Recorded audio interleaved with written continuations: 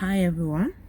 So I saw this trending video online and I think it answers the billion questions that I've been getting on my DMs why Canada's economy is the way it is right now. And the situation has gotten much worse since the COVID-19 pandemic. During the pandemic, once again, the Bank of Canada dropped interest rates to zero, and Canadians began borrowing to buy houses faster than ever. Between 2020 and 2022, house prices in Canada soared by 50%. Then inflation came along, like it did in many other countries, and the Bank of Canada did what other central banks around the world did. It started raising interest rates. This has had a nasty effect on Canada's housing market. Unlike in the US, where you can get a mortgage for 30 years with a fixed interest rate, in Canada, mortgages last 5 years and then have to be renewed at a new interest rate. You can also choose between a fixed rate for that 5 years or a variable rate that goes up and down with interest rates in the economy. During the pandemic, variable rate mortgages had lower interest rates than fixed rate mortgages. With house prices so high, many buyers chose the variable rate. About a third of Canadians have variable rate mortgages, where the interest cost can go up and down every month. When the Bank of Canada started raising rates, 1/3 of Canadian mortgages instantly started to get more expensive. Plus, the remaining fixed-rate mortgages all come due within 5 years, meaning even people with fixed-rate mortgages are now being forced to refinance with much higher interest rates. This put the squeeze on Canadian consumers. Many began to panic. But Canada's banks, wanting to avoid a US-style housing bust, came up with a novel solution. They started increasing the amortization length of mortgages, that is, the amount of time it takes to pay off a mortgage. This lowered mortgage payers' monthly payments, but it also extended the length of those mortgages by a lot. Because the amount of money being borrowed is so high, many Canadians now have mortgages that will take 70, 80, or even 90 years to pay off. This is not a joke. This is what Canadians are facing today. The dream of owning a home has become the nightmare of nearly permanent debt slavery, and all it took was a hike in interest rates. Meanwhile, for first-time buyers, the price of housing combined with high interest rates has made it impossible to buy a home. People are still buying homes, but those buyers are existing homeowners who can leverage the wealth in their current homes to buy investment properties, or their corporations buying homes out from under families. A recent analysis found that at current house prices and interest rates, only 10% of Canadians could actually afford to buy a house in today's market.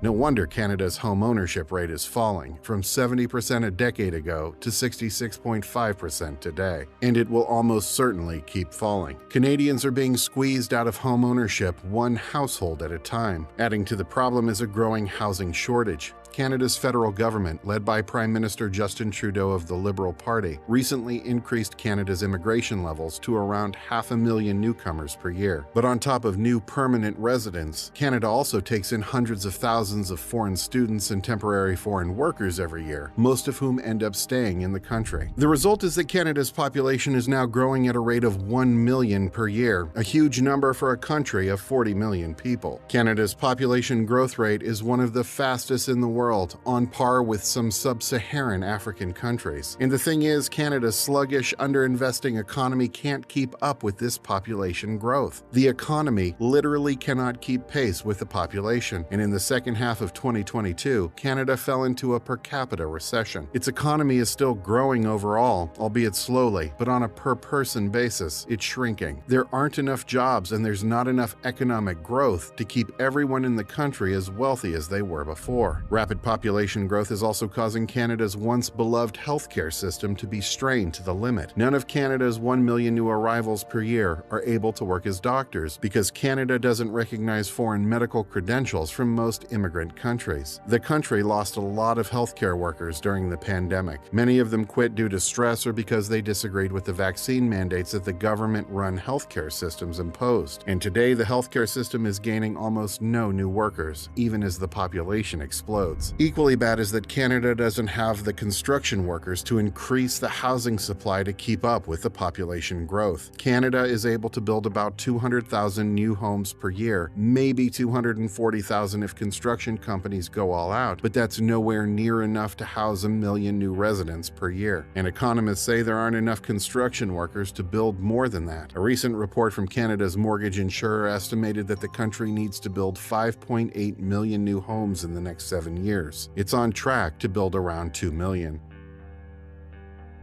And all those new immigrants coming into the country, virtually none of them are going to work in construction. Canada's immigration is based on a point system that values high-skilled labor, that is, people with a college or university degree. That means Canada gets high-quality immigrants who can contribute a lot to the economy, but it doesn't get construction workers. With the housing shortage getting worse every day, apartment rents are soaring, up 30% in Toronto in just the past year. And so the country is stuck in a game of musical chairs, where the lowest-earning people are being pushed out into the streets, and homelessness is growing by the day. The worst part is that there is no political will to fix the problem. Canada has 4 major political parties, 5 if you count the separatist Bloc Québécois, and none of them have any plan to seriously increase the supply of housing. That's because at this point, with the cost of land and construction so high, they can see that the government doesn't have the money to fix this problem. It would take hundreds of billions of dollars of borrowed money to build those 5.5 million homes, and at today's interest rates, the government can't afford it. Not to mention, doing something about housing affordability means house prices would come down, and no politician wants to alienate the 2/3 of Canadians who still own a home and are happy with their massive equity gains. At the same time, none of the political parties are willing to cut the immigration rate. Anytime a politician suggests lowering immigration levels, they're accused of being racist and xenophobic. This is despite the fact that a majority of Canadians, including immigrants, think the government's new immigration levels are too high. In other words, Canada's political leadership is as stagnant and out of ideas as its business community. In the coming years, we can expect to see Canadians dying of preventable diseases, families being forced to live in the streets, and politicians who simply turn their head and pretend the problem doesn't exist. Sadly, Canada's crisis will have to get much worse before the country realizes it has to take action. And if you're thinking of emigrating to Canada, we have 3 words for you: don't do it.